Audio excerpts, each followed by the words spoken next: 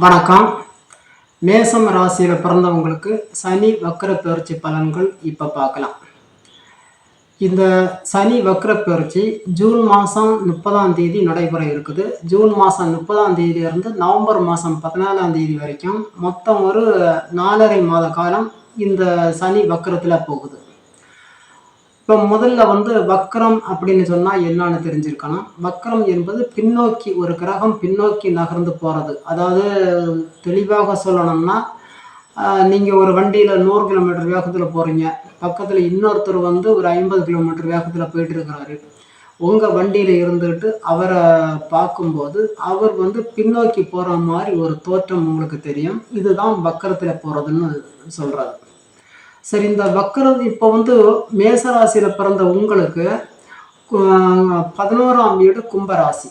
கும்பராசியில் தான் அந்த சனி, அதாவது அதுக்கு அந்த சொந்த வீட்லேயே சனி பயணம் செய்துட்டு இருக்கு. இது நாள் வரைக்கும் பார்த்தீங்கன்னா கும்பராசியில் பூரட்டாதி நட்சத்திரத்தில் சனி பயணம் செய்தது.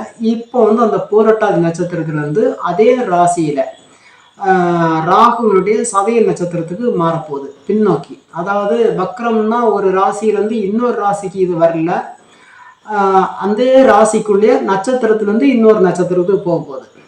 இந்த வக்ர பெயர்ச்சி காலம் மொத்தம் ஒரு சுமார் 4.5 மாத காலம். ஜூன் மாதம் 30ஆம் தேதியிலிருந்து நவம்பர் மாதம் 14ஆம் தேதி வரைக்கும். பொதுவாக ஒரு கிரகம் வக்ர பெயர்ச்சியானால் பெரிய அளவில் மாற்றங்களை கொடுக்காது. அது அதிசாரத்தில் போனாலும் சரி, அல்லது வக்ரகதியாக பின்னோக்கி நகர்ந்து வந்தாலும் பெரிய அளவில் ஒரு மனிதருக்கு மாற்றங்கள் கொடுக்காது. ஆனாலும் இந்த வக்ர பெயர்ச்சி நடக்கும்போது சில பேருக்கு திடீர் மாற்றங்கள், திடீர் யோகங்கள் கிடைக்கும். திடீர் மாற்றம், வாழ்க்கை அடியோடு அப்படியே மொத்தமாக மாறிடும் சில பேருக்கு.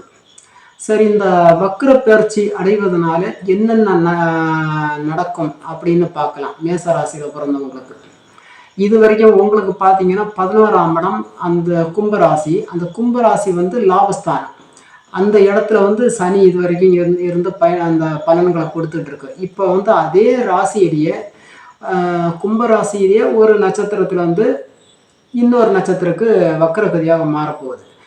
இது வரைக்கும் இந்த குரு பகவானுடைய பூரட்டாதி நட்சத்திரத்தில் பயணம் செய்த வரைக்கும் உங்களுக்கு தொழிலில் நிறைய லாபங்கள் ஏற்பட்டிருக்கும். தொழில் முன்னேற்றம், பண வருமானம் பல வழிகள் வந்திருக்கும்.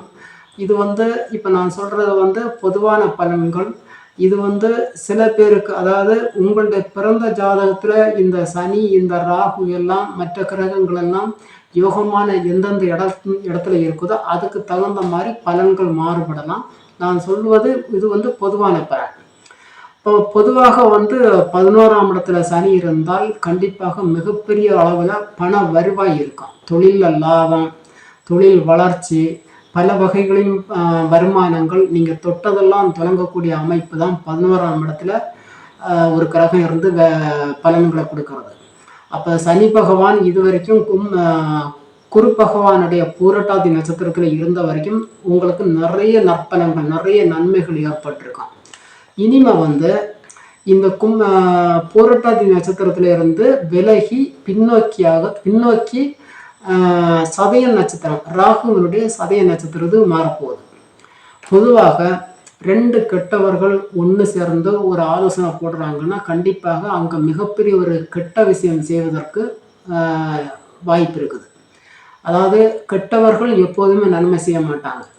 இதில் ராகு 100% கெட்டதை செய்யக்கூடிய ஒரு பாவியான கிரகம். அந்த கிரகத்தினுடைய நட்சத்திரத்தில் சனி பகவான் பயணிக்கும் போது கண்டிப்பாக இந்த சனி வக்ர பெயர்ச்சி காலத்தில் மேசராசியில் பிறந்த உங்களுக்கு நன்மைகள் அதிகமாக நடப்பதற்கு வாய்ப்பே இல்லை. நிறைய நீங்கள் கொஞ்சம் கவனக்குறைவாக இருந்தால் நிறைய கெட்டது தான் உங்களுக்கு நடக்கும். அப்போ என்ன மாதிரி பலன்கள் கிடைக்கும் அப்படின்னா, நீங்கள் இப்போ 11ஆம் இடம் லாபஸ்தானம், 10ஆம் இடம் தொழில் ஸ்தானம். இது வக்ரகதியாக 11ஆம் இடத்துல வரும்போது கண்டிப்பாக 10ஆம் இடத்து பலனை தான் கொடுக்கும். 10ஆம் இடம் என்னது? தொழில் ஸ்தானம். அப்போ நீங்கள் செய்யக்கூடிய தொழிலில் மிகப்பெரிய அளவில் தடைகள் ஏற்படும். தொழில் வளர்ச்சி, அதாவது தொழிலில் நஷ்டங்கள் ஏற்பட வாய்ப்பு உண்டு மேசராசியில் பிறந்தவங்களுக்கு. தொழில் மூலமாக வரக்கூடிய வருமானங்கள் தடைப்படுவதற்கான வாய்ப்புகள் உண்டு.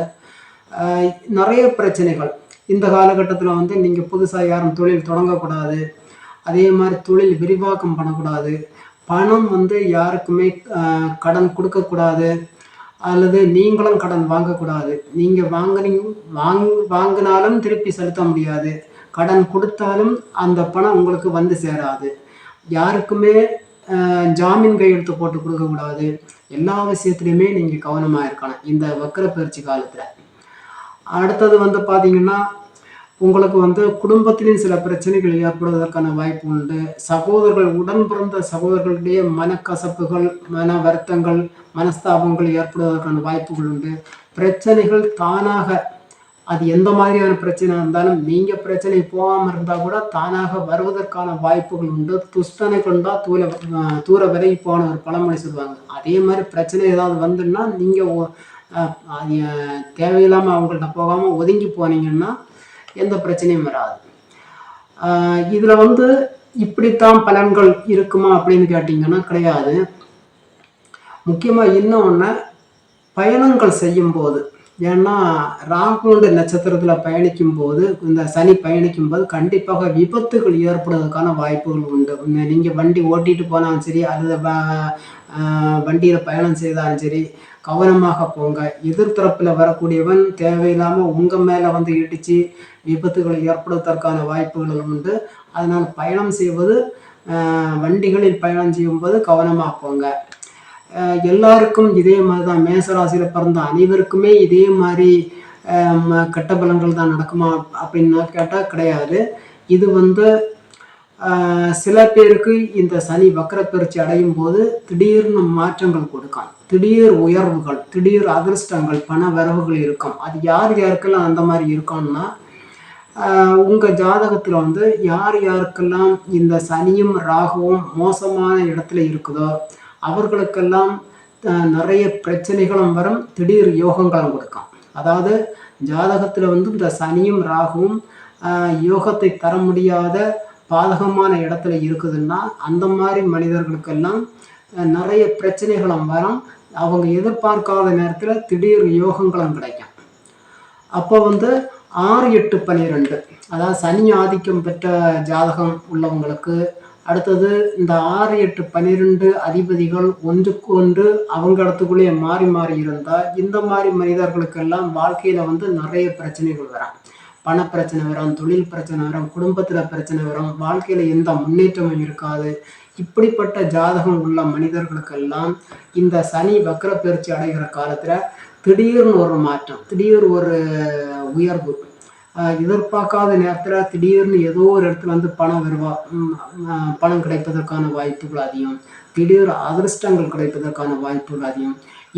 இதுக்கு வந்து முக்கியமாக அவங்களுக்கு இப்போ வந்து நல்ல ஒரு யோகமான திசையும் புத்தியும் நடக்கலாம். யோகமான திசையும் புத்தியும் நடக்கிற இந்த ஜாதகம் உள்ளவங்களுக்கெல்லாம் இந்த மேசராசியில் அந்த பிறந்த ஜாதகத்தில் யோகத்தை தரக்கூடிய அமைப்பில் இந்த சனியும் ராகுவும் மற்ற கிரகங்களும் இருக்குமானால் இந்த சனி வக்கர பயிற்சி அடைகிற இந்த காலகட்டத்தில் திடீர் மாற்றங்கள் சில பேருக்கு ஏற்படுவதற்கான வாய்ப்புகள் உண்டு. இது தெளிவாக சொல்லணும்னா யார் யாருக்கெல்லாம் திடீர் மாற்றங்கள் கிடைக்கும் அப்படின்னா அவங்கவுங்க பிறந்த ஜாதகத்தில் பார்த்தாதான் சொல்ல முடியும். பிறந்த ஜாதகம் பார்க்கணும் அப்படின்னா இந்த வீடியோவில் கொடுத்துருக்கிற வாட்ஸ்அப் நம்பருக்கு கான்டாக்ட் பண்ணுங்கள். இந்த சனி வக்கர பயிற்சி சரியாக யார் யாருக்கெல்லாம் என்ன மாதிரியான மாற்றங்கள், என்னென்ன நன்மைகள் நடக்கும், தீமைகள் நடக்கும், எதிர்கால வாழ்க்கை எப்படி அமையும், இந்த வக்கர பயிற்சி சனி வக்கர பயிற்சி அடைகிற இந்த காலகட்டத்தில் உங்களுக்கு திடீர் ஒரு அதிர்ஷ்டம் கிடைக்குமா கிடைக்காதா இதெல்லாம் தெரிஞ்சுக்கணும்னா உங்களோட தனிப்பட்ட ஜாதகத்தை பார்த்தாதான் சொல்ல முடியும். ஜாதகம் பார்க்கணும்னா இந்த வீடியோவில் கொடுத்துருக்கிற வாட்ஸ்அப் நம்பருக்கு கான்டாக்ட் பண்ணுங்கள். இந்த வீடியோ உங்களுக்கு பிடிச்சிருந்ததுன்னா எங்களுடைய சேனலை சப்ஸ்கிரைப் பண்ணுங்கள், ஷேர் பண்ணுங்கள், லைக் பண்ணுங்கள்.